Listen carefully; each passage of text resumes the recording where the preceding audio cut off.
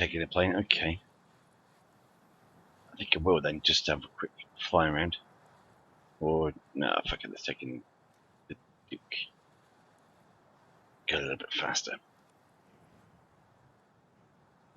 Or at least have a better look around the terrain.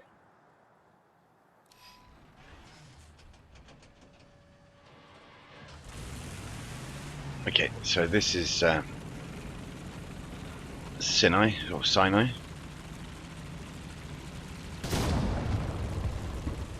Long. Strong BT5. Very strong.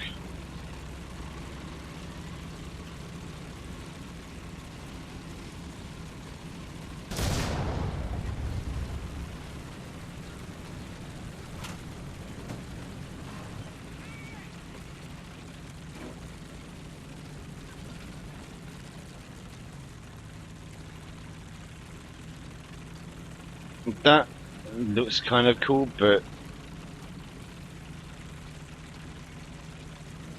you can see that kind of dust cloud hovering. I wonder if this is new kind of atmospheric effects that they're putting. I wonder.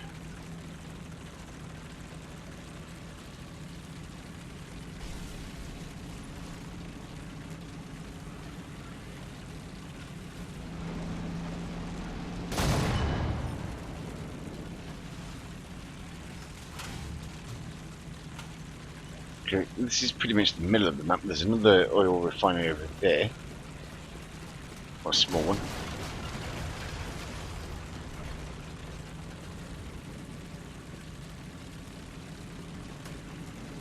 It's not bad, but it's not big, is what I would say.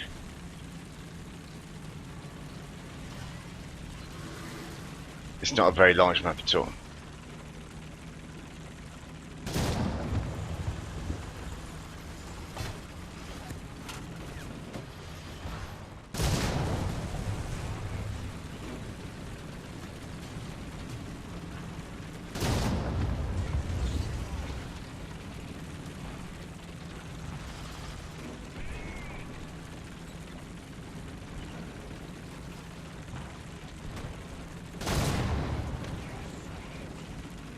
Those towers, I kind of doubt it. You might be able to with bombs, maybe.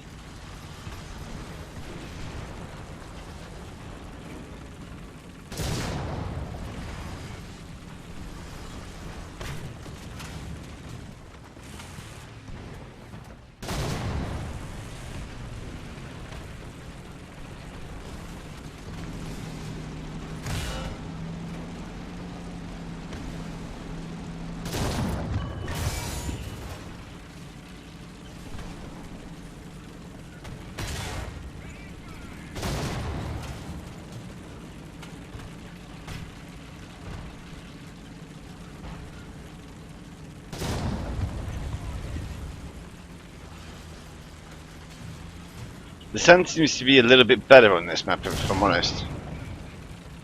It's not slowing me down as much. At least like it normally does anyway on the other maps.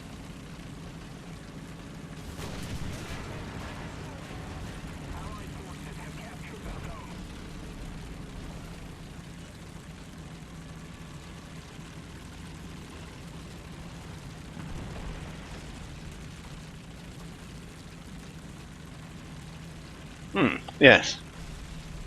Well, it's not.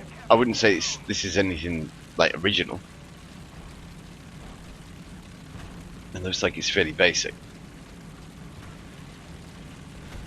It's a small village over here. It's also quite small as well. I'm going to bear that in a second, jump into a plane and have a look. Oh, this is just a custom battle Philip. I'm just having a look at this new map.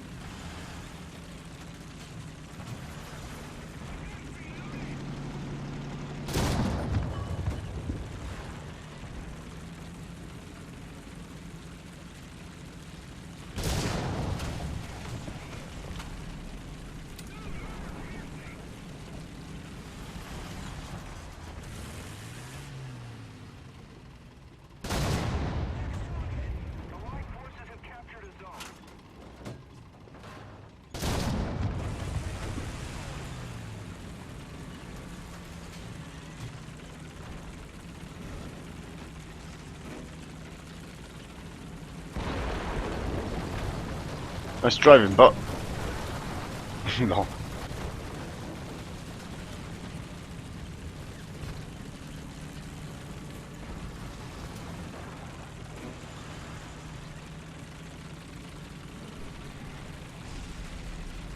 Yeah, I don't know. It doesn't appear to be that complex or anything special, if you know what I mean, as far as the map design goes.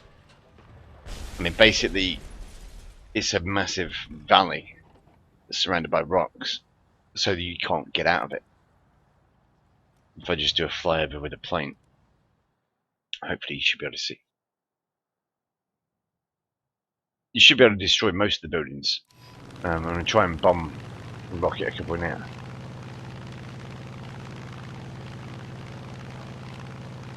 But it's going to be, I mean, obviously this will be put in with the next patch or with 1.63.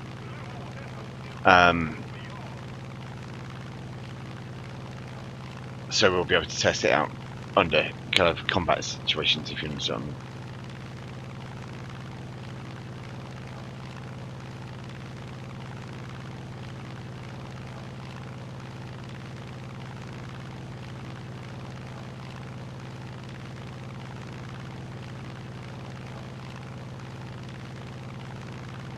That line isn't a road as far as I'm aware. It's just a copy and paste of the tiles they use for these maps. Right, so let's have a look. So you can actually get out of this valley. There's a way out there, and there, and over there, and over there. There isn't any way out over here. Oh no, there's one there, but it's not blocked. It's blocked off by rocks. Okay. And there's no way out over there. But they could have quite easily made this bigger. There's no need to really have it like in that small basin. Let's see if we can destroy this large building here.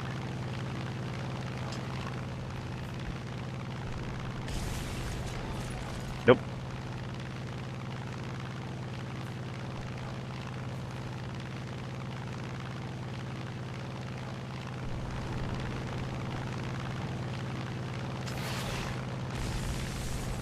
Didn't think so. Yeah.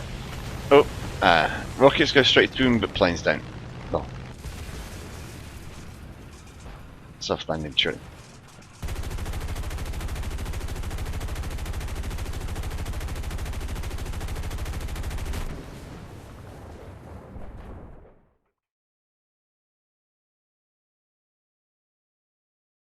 Right, so yeah.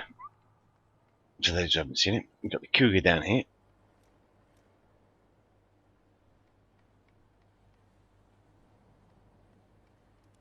New American jet. We've got, let's see, the M56 there, which is a new tank destroyer with no armor whatsoever. Why they even bothered to put this thing on here, I have no idea, because it's got a gap just underneath it. Yeah, so basically 50 cals will go straight, well, machine gun fire will go straight through there. There's two crewmen, one sat there, and there's another one crewman there, I think. I don't think anyone sits there. Yeah, that's it, basically. This thing is going to be the new ASU-57, but for the Americans, and with a 90mm gun. This is going to be at barrel range 6.7, though. So this is going to, you know, fight against pretty heavy opponents. And it does get heat FS. I do have to point that out as well. The M163 is just sat here, which is the basically the M113, but with a minigun sat on the top, the VADS system, I think it's called, or Vulcan as well, as it's also known. And that's a barrel range 8.0. Take that out for another go.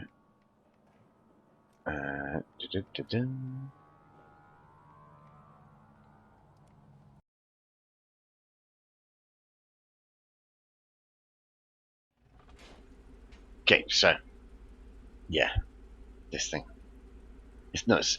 It really is. I will just say that now.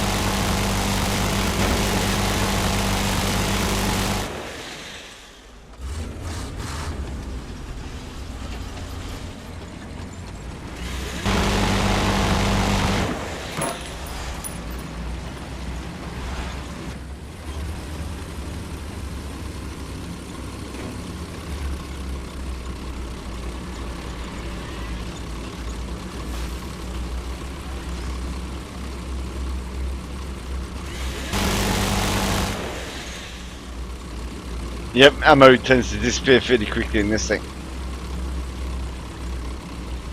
But the enemies do as well.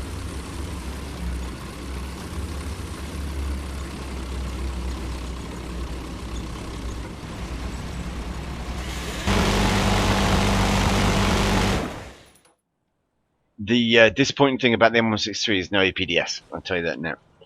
The Gepard does get high VAP. It doesn't get APDS.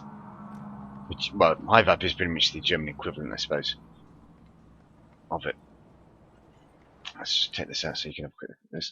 This does get heat FS. I will point that out to you as well, which can penetrate 320mm of armor, I think it is. But other than that, this is pretty much the 90mm. I think it's the same one, pretty much as the one that's mounted on the M47, I think, but with a massive gun bridge area. The max pen on the Gepard is 112mm, I think it is, or 100 and something. Yeah, 112mm at 10 meters. So that, I mean, out of the new ones that they've added in, the M163, the Shilka, and the Gepard is the most effective because it can penetrate the most targets. It still has paper thin armor. This really does have paper thin armor, but the guns and the ammunition are better. As far as the Shilka goes, that doesn't get APDS either. Here we go with the Gepard.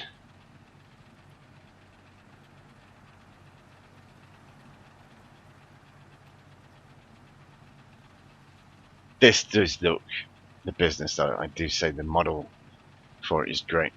It's really good.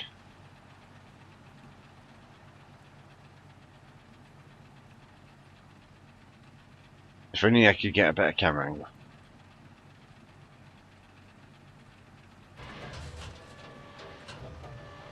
Check out this rotation.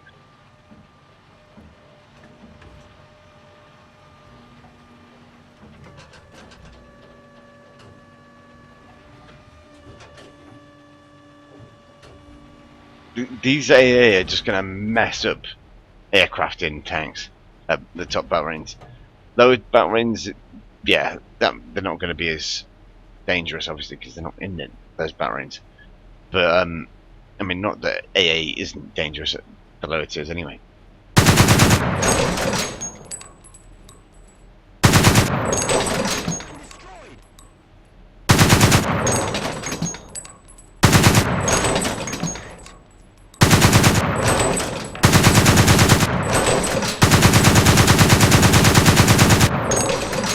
And that is loud.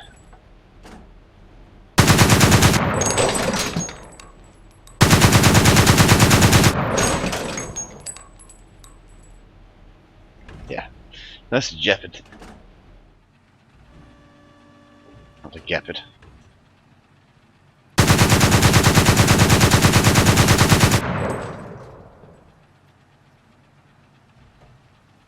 As far as I'm aware, these guns have a range of about 4,000 meters, I think it is, which is not bad. That range, you know, any plane in game.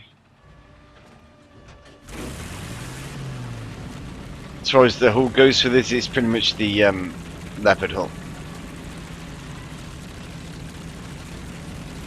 The turret is the different component.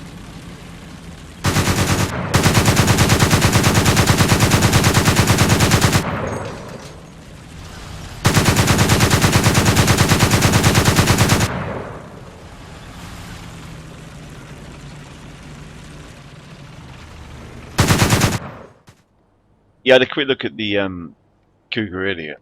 It's very agile, I'll say that much for it. I'll take it out for another quick spin so we can see the better textures for it.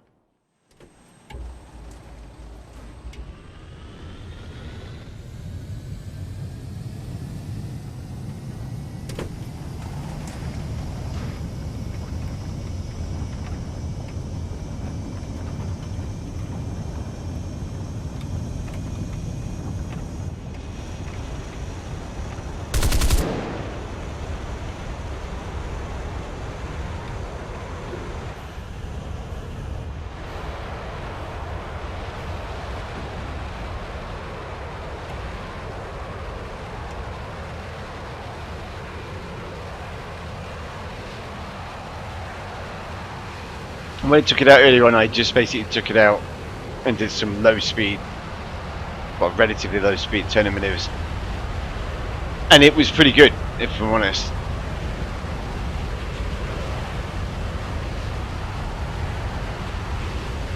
Quite a manoeuvrable aircraft from what I saw.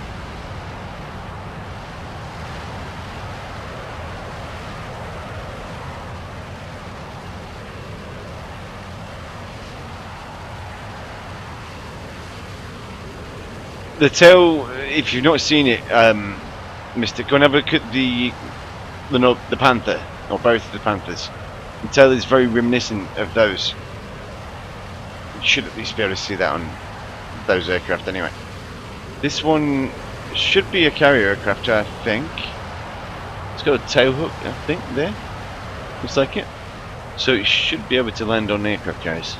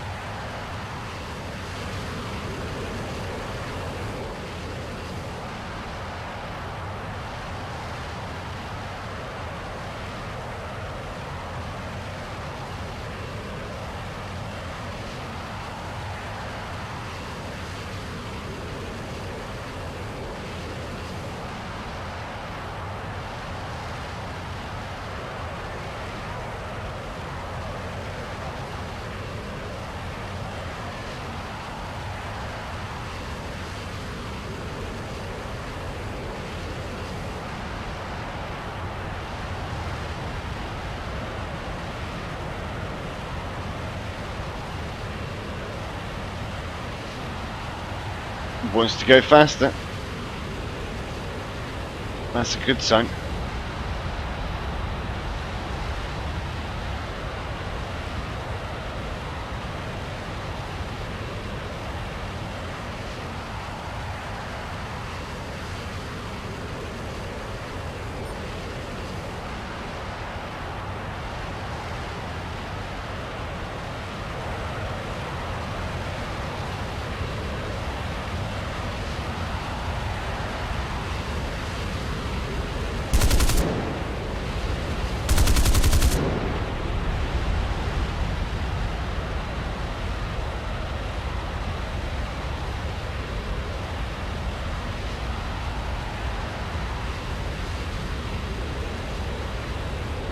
Okay, I'm assuming this thing has got maybe stop performance. I'm honestly not sure. I didn't check the custom battle settings when I jumped in, but I didn't have a choice of belts for this, so I assume it's stock.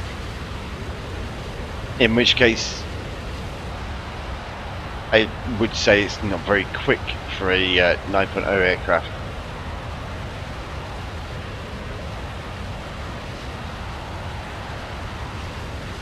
Considering this is this was supposedly designed to counter the MiG-15, I would expect it to maybe be a bit quicker.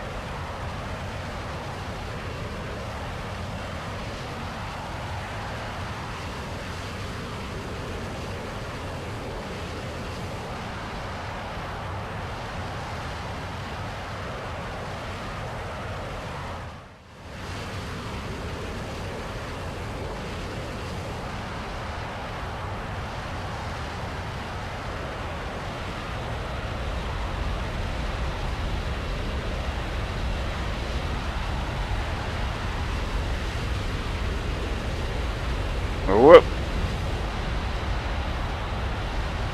Okay, so it could go pretty quick, but I'm guessing it's going to lose its speed.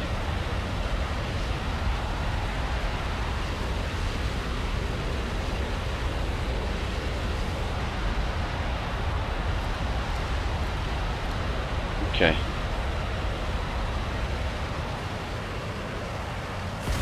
And rip. I just wanted to see how easy it was to actually rip that. Not that hard.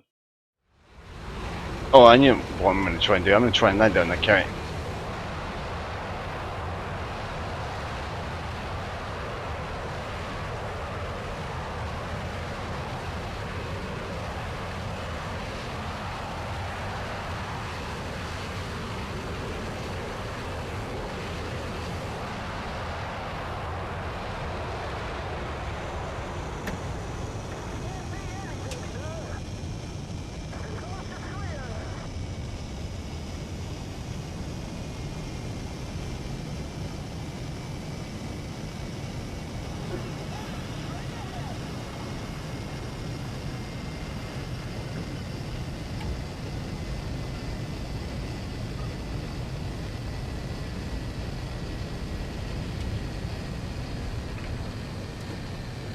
Yay, it works.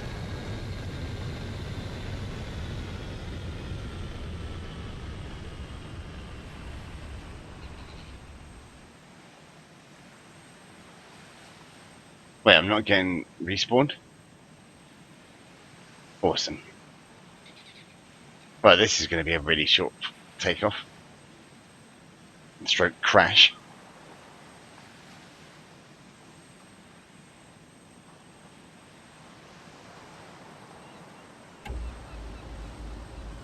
Yeah, I'll do the takeoff in the cockpit, because this is not going to go well.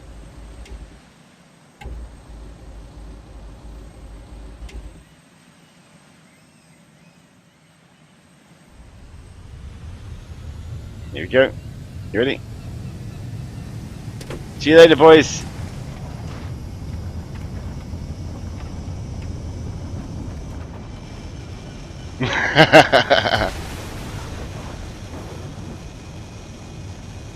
And now it's a submarine.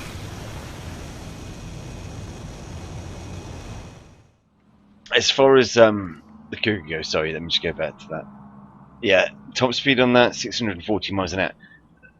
That's not very quick at all. I thought it was actually going to be faster than that. I mean, against stock MiG-15 bis, it's going to struggle in comparison. And that was supposed to be better, or at least was designed to fight against MiG-15s and beat them. It's quite agile, I'll give it that, but it's not that quick. Additional armor on the M46, is that really in-game? Or is that just someone dicking around with Photoshop and crazy stuff? It's got, wow. Just wow. Lol. That looks so silly.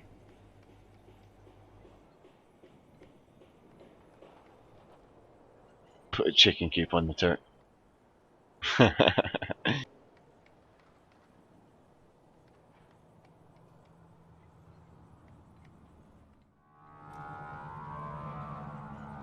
And yeah, I mean, this stuff, you know, like additional armor for all of the other tanks, that's going to obviously take Gaijin some time to do.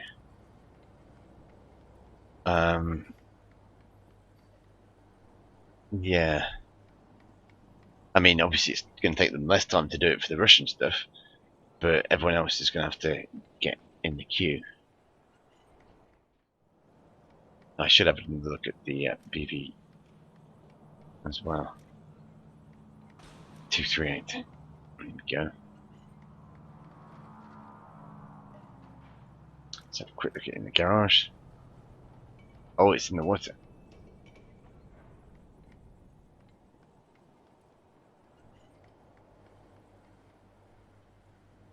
This is just a freaking monster. Look at it. Look at those turrets as well. Just I want to see this in game. I want to see how well it does more than anything against multiple opponents. So more than likely I am going to get that and check it out. I can't do it on that, can I? I want to try and land this up. Oh, maybe I'd get it water spawn as well.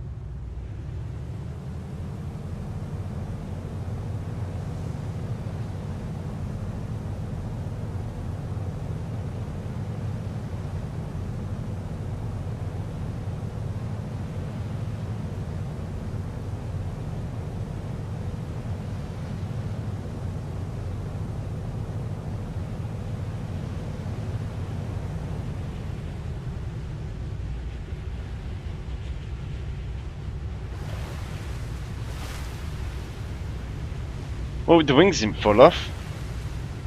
That's an improvement over the H8K3 and 2 in Sunderland, and possibly the H6K4 as well.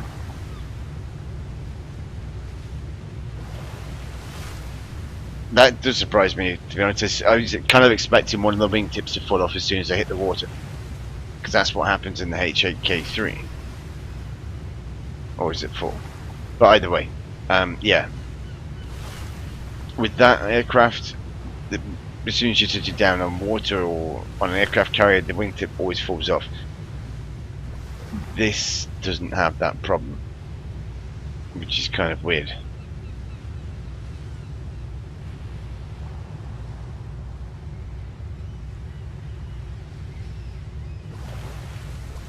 Man, this thing's like a ship, it's not like a freaking plane.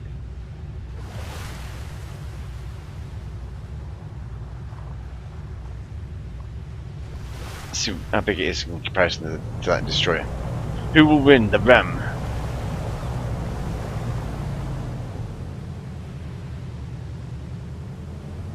Having speed! Come on, turn! A little bit more. Come on. Come on. Charge!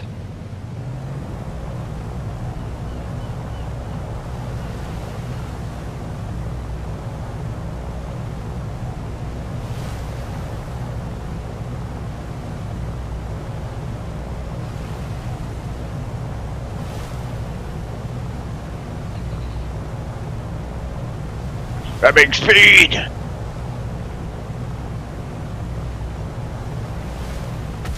Oh! Destroyer one. Oh, actually, one thing I just want to check. I just want to look at the internal schematics for this. See if it's actually got any armor and stuff like that. Lol. Apparently, this thing has one piece of armor and it's dead. Right behind the pilot, I guess. Behind one of the pilots. The other guy doesn't get an armored chair. Oh dear. That poor co-pilot. And that's the internals, which are incredibly simplistic. That's one massive fuel tank, I think. No, that's just a spar. Okay, that's fuel tanks then. There. This spar thing. Fuck me, that's massive. There's also very little inside the you know, aircraft. You maybe see some kind of structure in there, but no, apparently not. Oh, look how cramped these guys are. Fuck. Poor chap.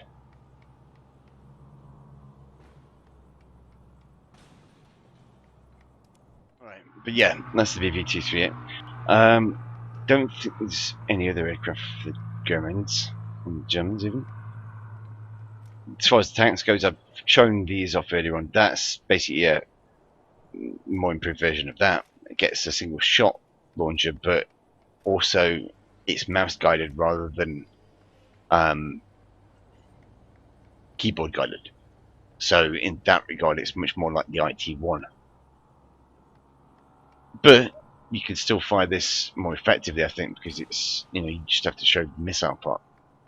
Because your telescope is there. You're aiming sight well.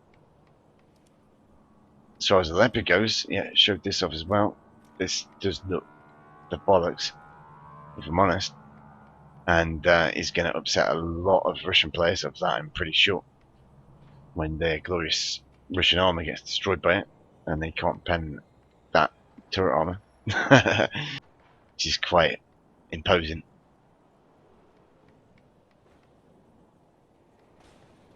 Oh yeah, the 8.8 centimeter trap going to show you track flak truck even. Wow, brain, please. That's down here for, and it's only about 3.7. That's what surprises me about that, if I'm honest, Mystic.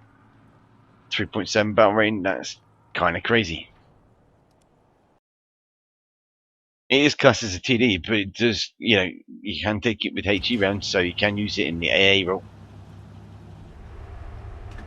So, bam. That's a T26. That's a T34. Oops. That's a T44. Potatoes. And what's over there? Something else over there, I think. I'm not too sure.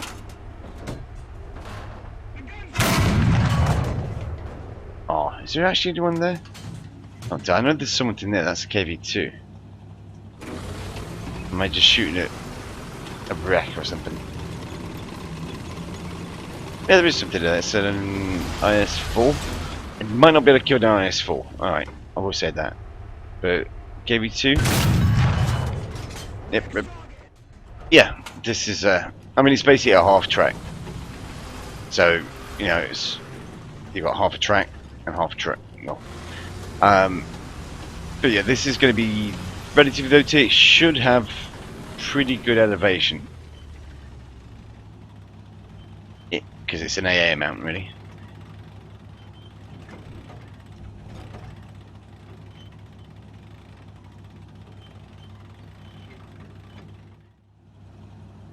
Don't think you can have many problems shooting at planes with that.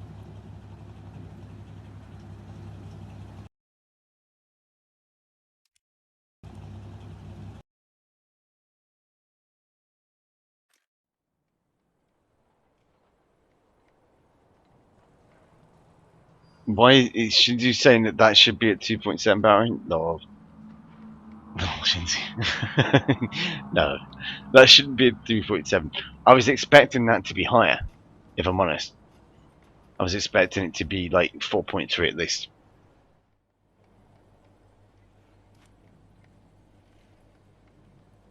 As far as the Russians go, we've got a new Potato Truck Mark II, replacing the other Potato Truck Mark II. Now it's the Mark III. So now we've got 4 versions of the Potato Truck. This one's just got a 50 cal on it, Russian 50 cal then, so it's OP as fuck.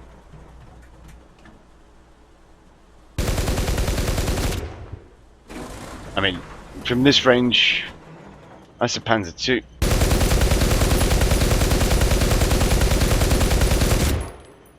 I did actually kill that with one clip before, but I did waste a few rounds that time.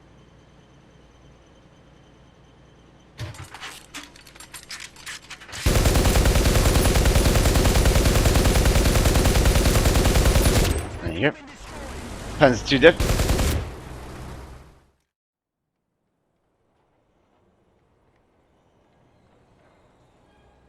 Alright, and yeah, you've got the KV-122 down here. That's, well, I mean, I kind of looked at it earlier on. It's basically KV-1 hull, but with an IS, well, sorry, with a JS-1 or JS, KV-1S even, turret kind of design. But with the 122 rather than the 76mm gun.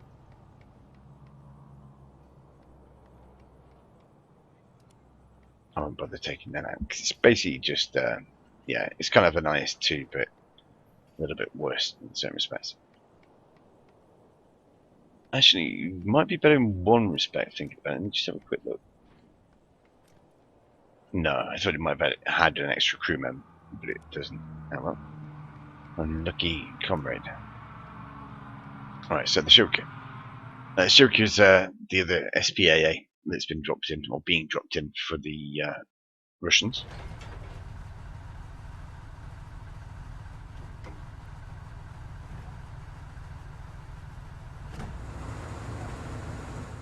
Just have a quick look at this. I mean, it's not much to look at, but you've got to remember this is developed for, it's just purely ready for taking on aircraft, or helicopters for that matter. It was also found, as well as being effective against aircraft, that this is pretty effective against helicopters as well. It's got 4 23mm cannon, and this is what they sound like.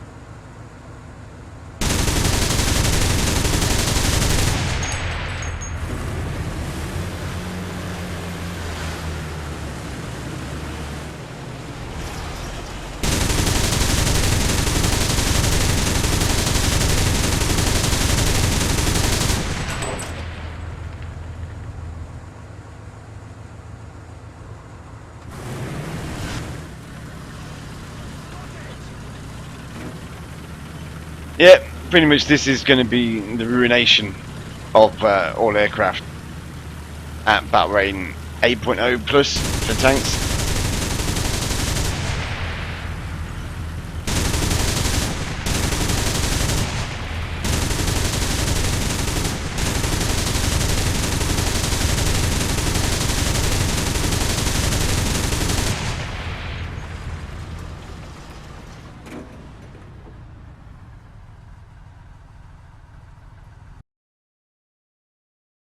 Right. Yeah, this doesn't get APDS. It only gets, I think it's on Pearson tracer rounds, which only have around about a penetration of about 40mm, I think it was. 46 at point blank range. So these are kind of step backwards in that respect. I mean, the ZSU-57's got much better penetration and will wreck vehicles much easier than this one. Same thing for the M163 as well, the Vulcan or VADS. This only has on piercing ammo, not APDS, and will only penetrate 40mm as well. Same thing for that belt as well, and for the stock belt. The I mean, it can in certain ways bug out and kind of still kill things, but the chances of that happening are slim in comparison to, you know, something like maybe the Gepard, which gets the equivalent of APDS and will just wreck people with it. This has high VAP or APDS, same kind of thing, but that gives it a penetration of 112mm at point blank range, 90mm at 1,000 meters, which is still pretty effective. If I'm honest, that will go straight through the side of a Chieftain.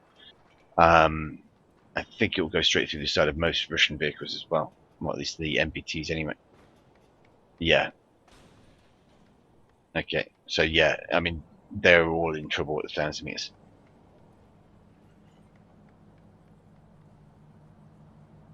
Okay.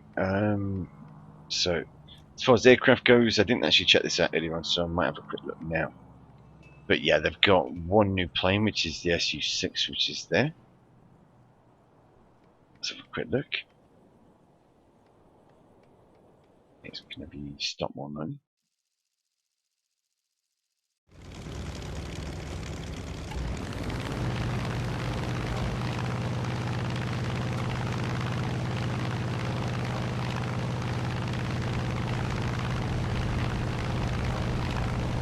I'll be on to the Jap stuff as soon as I finish this. If you guys don't want to look at the British stuff. The British stuff is pretty cool. Wow. Anytime you want to take off.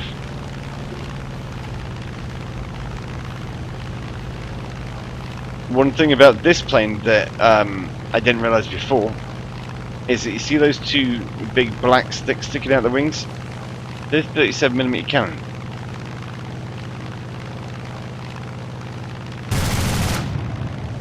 It's got two 12.7s, I think, and two 37mm cannon, which is probably the reason why this is a battle range 5.3, unlike the other stuff.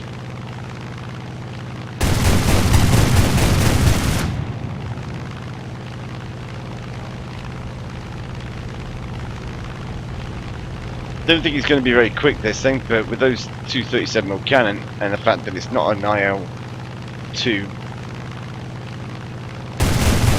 yeah, it appears to be quite agile, or quite a bit more agile than the IL-2 anyway.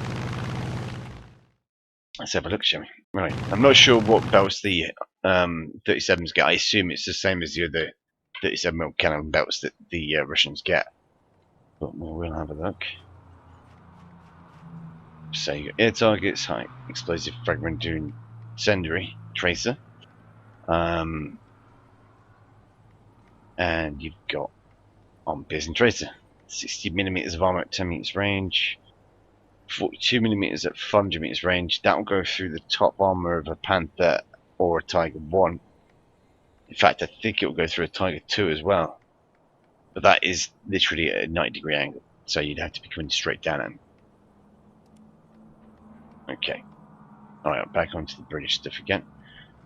British, they've got two new planes. The Hudson, which is here. It's premium, only 1,000 golden eagles. That's not too bad in my mind. More so considering the actual design of the plane, which is, yeah, this. Yeah, well, I would say I know a little bit about it. I do kind of, in that it was used for like communication kind of duties, if that's, or administrative kind of duties, that kind of thing, if you know what I mean.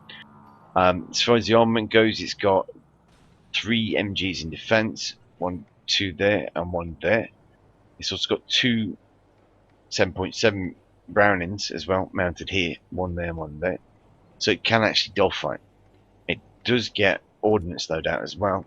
It can carry bombs and rockets, or just bombs. And yeah, Bahrain 2.7. I think it's actually, personally, I think that that's going to get downtied after a couple of weeks or months, because it's not amazing. It's not very fast, and it's not what I would call agile.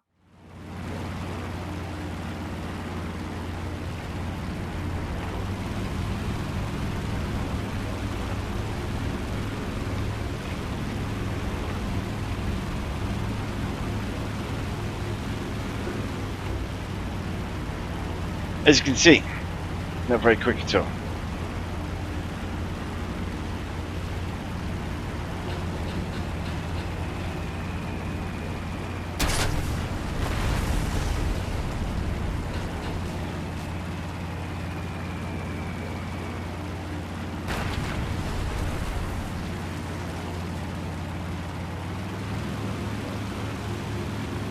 Well, as far as its agility goes, I suppose it's not bad, thinking about it, because it is only a twin-engine aircraft, and it isn't that big. It's also got a twin tail, which kind of helps a little bit.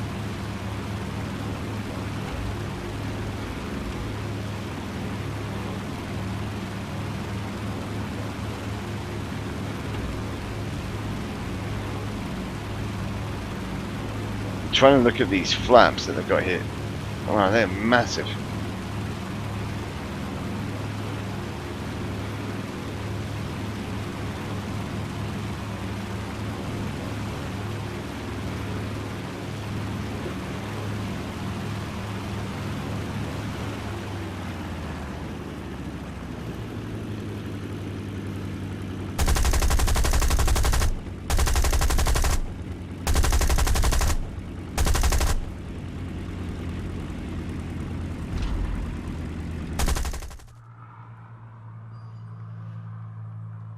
It's I mean, it's only going to be low tier anyway, so I'm not expecting that to be doing miracles, if you know what I mean. As far as the other aircraft goes that was added for the British, it's this one here, the Brigand. I'll just show you what it looks like first. This is the light bomber, but it has no gunners. It has forward-firing cannon and not a very large bomb loader. Go figure, basically. But yeah, this is the Brigand. I do like those placement, well, the kind of gun ports for the cannon, but on this thing it seems a bit wasted, if I'm honest. Let me just show you the loadout that it's got. It's got a decent loadout, if I'm honest. 16 rockets, 2 500-pounders. It seems a little bit small, actually, thinking about it, considering that the Firefly can carry almost that. In fact, it can carry a better bomb load, I think, or ordnance loadout in certain respects.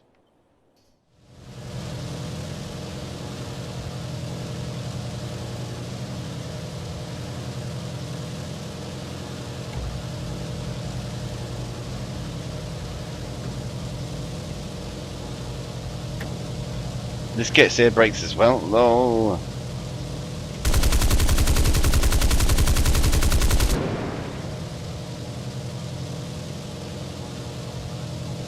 But yeah, this is I mean, this is quite high barrel rate. I think this is 4.7 with no rear gun on it. I think this is going to suffer quite heavily.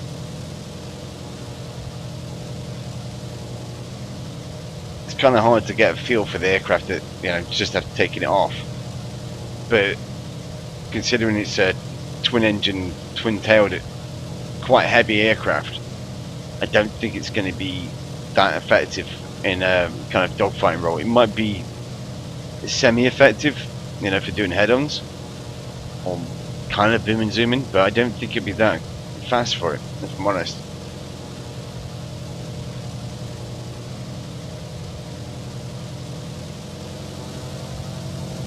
Certainly doesn't seem to want to accelerate very well unless I put it into a dive.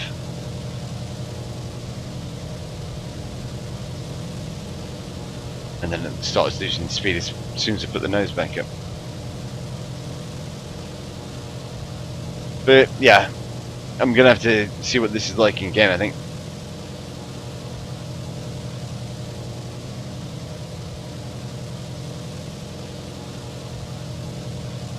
Yeah, it's a little bit like the Bowfighter, but without a rear gunner. I kind of completely agree with that one.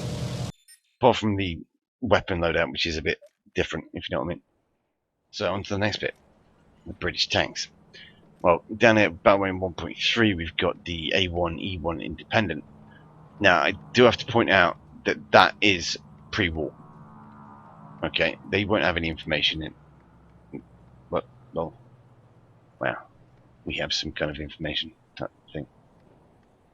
Not about the A1E1, but it's, you know, it's an improvement. So yeah, A1E1. And this is basically a test bed. It was designed before World War II, quite a bit before World War II. Was literally something that was cooked up a couple of years after World War One had finished, and was supposed to be kind of a test bed for new ideas. And from this design, a lot of other tanks and designs did appear. The Nabab-Faizoig is one of them. The T-35 and T-28 are other kind of similar designs as well. But this really didn't get very far at all. It was never used in combat, and if you look at the armor stats for it there, you can probably see why. As far as the gun goes, that's a 47mm 3-pounder. 3-pounder, yeah, it kind of shows how old the gun is. And it doesn't have APHE as far as I'm aware. Let me just have a quick look. Oh, it does. Interesting. One of the only British guns that does have APHE, and it's on the Independent at battery 1.3. Awesome. But as far as the actual machine guns goes, these turrets around the side, these are only 7.7mm machine guns, so these aren't actually going to be useful really, other than for maybe shooting planes or what's it called? You know, soft targets like gas trucks and things like that.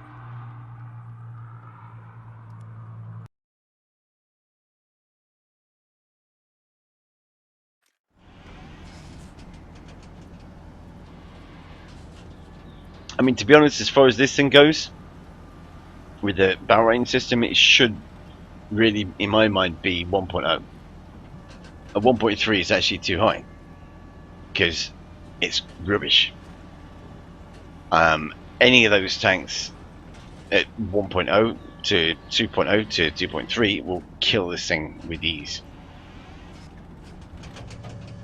The only real thing that this has going for it is the fact that it's got 8 crewmen, which kind of helps it a fair bit. As far as the machine guns go, I mean, you can see from that, just look at the turret rotation. This thing is going to be just a target in tank combat. It doesn't turn very fast. I don't think it's going to reverse very quick. No, 2 miles an hour. Forward speed, let's see how fast it goes.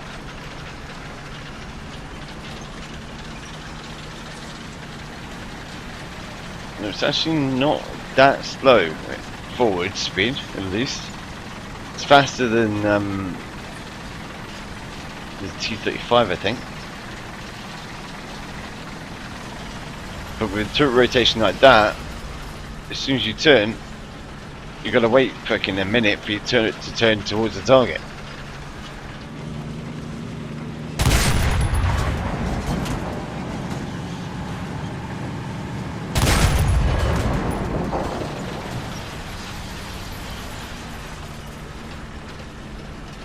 But yeah, that's the A1E1 Independent.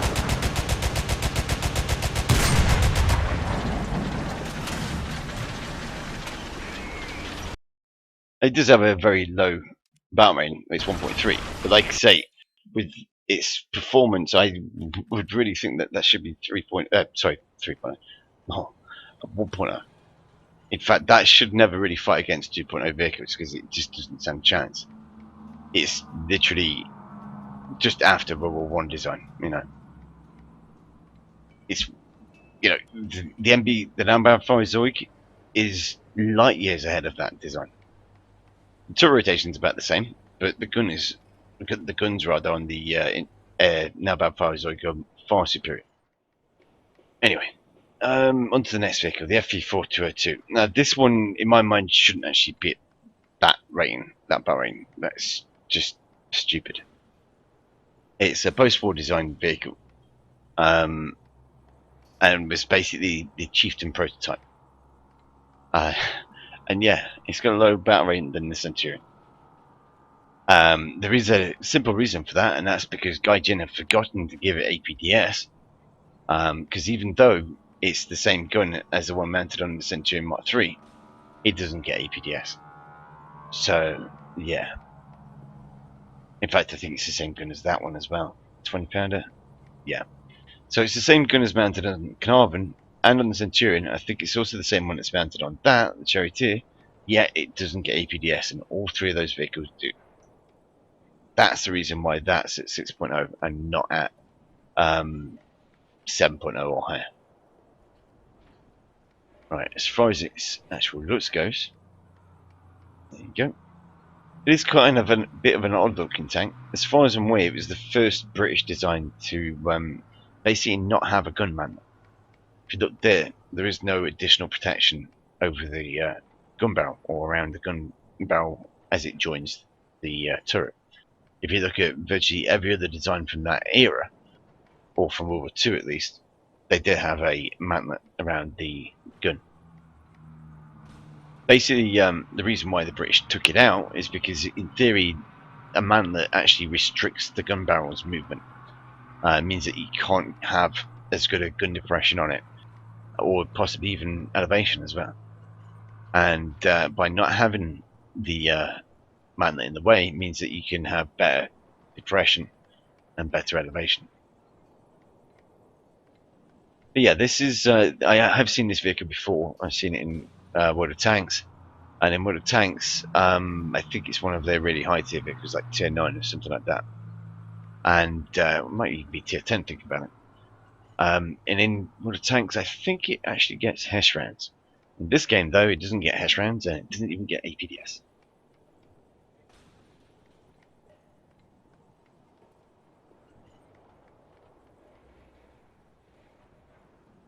As far as the vehicle's performance in game goes, yeah, we're going to kind of have to wait and see. But at 6.0 battle rating, that's just going to wreck a lot of things. If I were to just show you this, then this might give you a rough idea. It does only show, 50mm of hull armor, but it's at a 70-degree angle, which means that most of the time that's going to bounce anything thrown at it. The lower front plate is at a slightly less angle, but it's still roughly equivalent to the top one. And again, very little is going to get through there. As far as this goes up here, bearing in mind this vehicle is at 6.0 battle rating, so isn't going to really be fighting against that much heat FS or APDS or anything like that. Isn't going to be fighting against any of the T-54s or that kind of stuff. The higher tier 5 stuff. The armor values for the turret, 240, just there. This is all sloped, so you can pretty much forget about getting through there. Same thing for there, and round about there. Again, really thick, and this is a 200mm turret ring, or effectively speaking, that's the turret ring that goes all the way around. So yeah, frontally, it's actually pretty good. And it is going to cause a lot of people quite a few problems, I think. It looks as though that's the only weak spot, I think. Maybe on the front. Or a cupola. Yeah, cupola's not bad, actually. You can get through that. But other than that, yeah, it's going to be a bit of a problem for some people, at least. But yeah, this is at battle rating 6.0. Personally, I don't think it should be there. That should be a higher battle rating, and they should give it APDS as well. Not giving it APDS is just moronic. The other vehicle that the British are getting is this one, the Swingfire. Let's just bring this up again. Now this is going to be a bit of a game changer, I think, as far as top tier combat goes. For a few reasons, really. The main one is that you can fire it effectively quite easily from behind cover. I'm going to try and drive it to a position where I can show you. But if you just watch this. Now, I can tell you now, the viewing port or the aiming device for this is that little periscope on top of the vehicle. The missile was launched from two tubes at the back there, and they will launch them straight up into the air first, and they'll come back down again. Just watch what happens.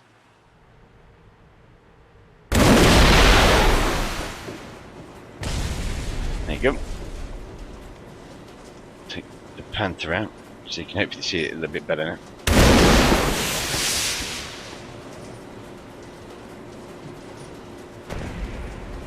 And these are all guided missiles, so I can guide them from target to target or left to right.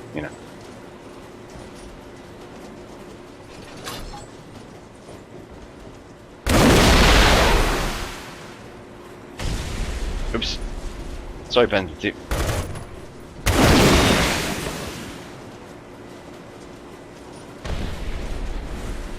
Reno.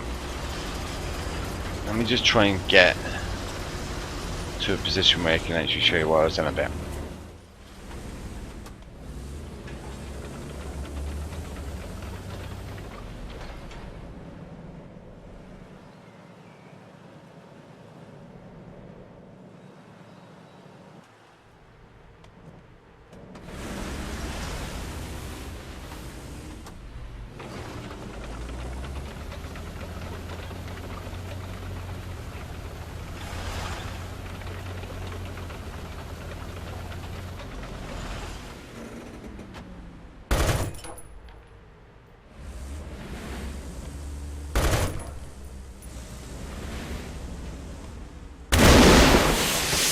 Okay, that's interesting. You can only fire the missiles directly front. You can't fire them to the left or right. You have to fire them like that. Whether or not you can do that and then guide them to a different target, I'm not sure.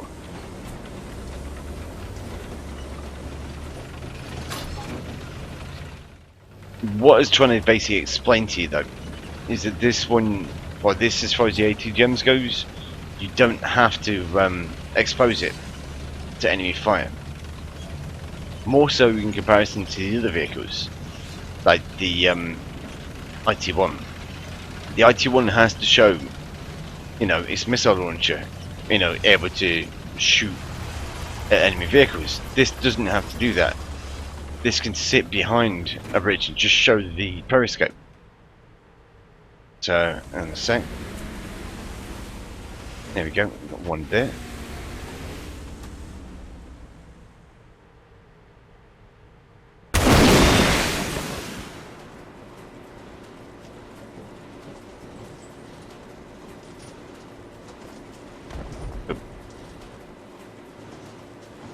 But effectively speaking, it makes it immune to enemy fire. Apart from maybe like aircraft. Or rocket artillery, that kind of thing. But yeah, that's the Springfire. So let's just go on to the Japanese. The Japanese have got 3 new planes getting put in. Yeah, Japanese, we've got the J1N1 there, Mod 11 at 2.0 bar rate. The P1Y1 Mod 11 there at 4.7. And the K87 down here at 6.0. You want to see the K87? Let me just show you quickly these. I'll just do a quick preview of them. This one is the J1N1. This reminds me a lot of the Ki-45, apart from one thing.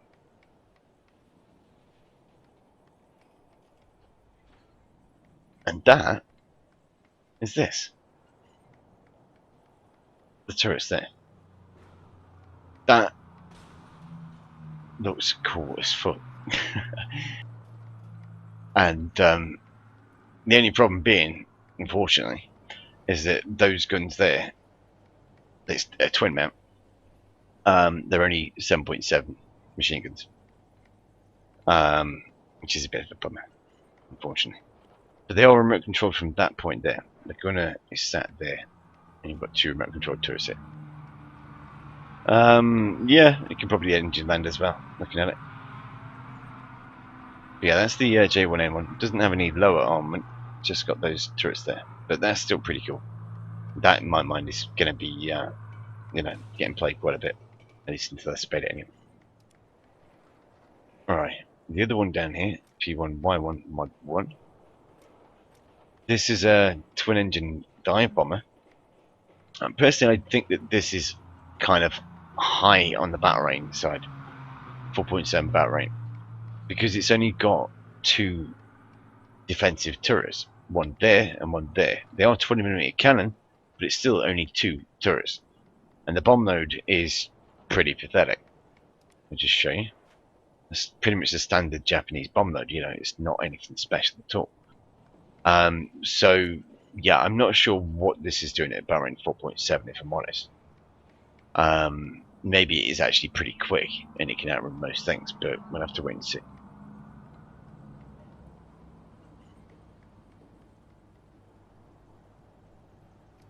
And last but not least is the K87. K-87,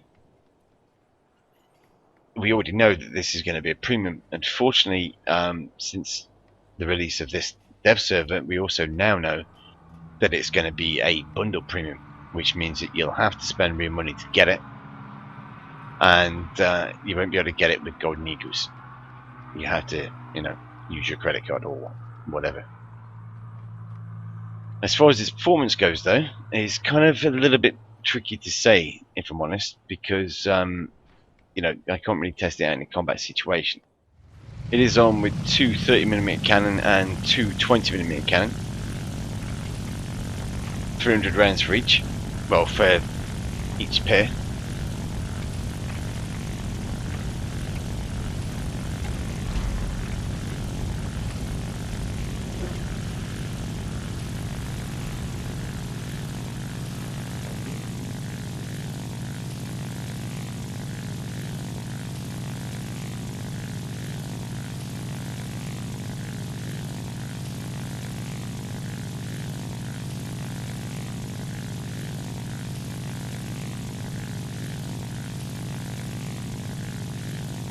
Yeah, I could test it out in a custom battle. Well, actually, no, I couldn't, because I can't buy it, and you have to own it in order to take it into a custom battle,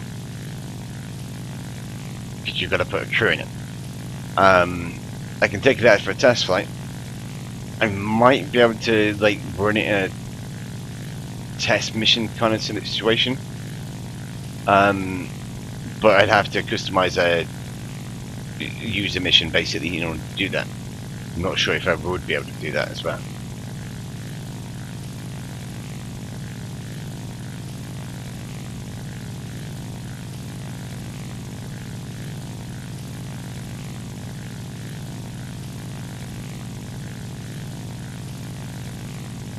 As far as the performance goes, though, yeah, I mean, like I say, without really taking this out for a combat flight, it's kind of difficult to say. It handles nicely. Kind of, I don't know, it reminds me a little bit of, as far as the wing design goes. It's hard to say, to be honest. It reminds me a little bit of, the gull wings on either the Corsair or on the A7M series of planes. But the similarity kind of ends there because they're more straighter. They're not as curved as those aircraft. And the actual fuselage reminds me more of something like the P-47 than anything Japanese.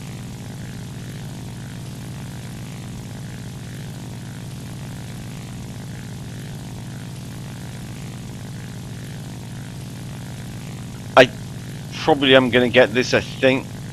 I'm not sure how much it's going to cost. I guess probably around about £30, maybe £20. So, 30 to 40 euros, but who knows? Because it is tier 4 at the end of the day. So,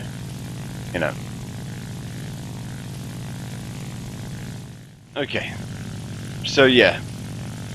And that's the Ki-87. You missed the bit where I just shot down 9Ps in a row.